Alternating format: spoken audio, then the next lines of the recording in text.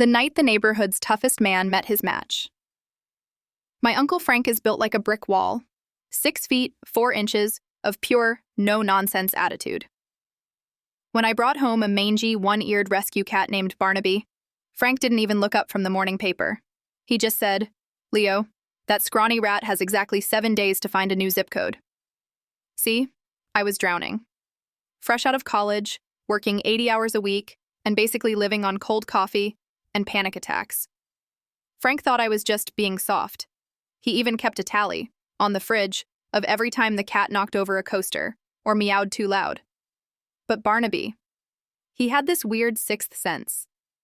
The first time I spiraled into a midnight meltdown over some missed deadline, that little cat didn't hide. He hopped right onto my desk, sat on my keyboard, and let out this rumble, like a tiny freight train. My heart rate just dropped. The real kicker happened on night 6. Frank is a veteran, and sometimes the old memories, they get loud. I heard him pacing in the kitchen at 3 in the morning, his breathing all jagged and heavy. I was halfway out of bed when I saw a shadow streak past my door. It was Barnaby. He didn't hiss, he didn't run.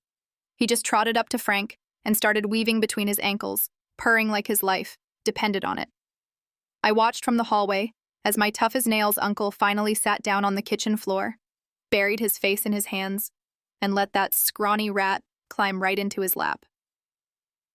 The next morning, the tally on the fridge was gone. Instead, there was a brand new bag of the expensive salmon treats and a small handwritten note that simply said, "The roommate stays." Now, I catch them watching the ball game together every single Sunday.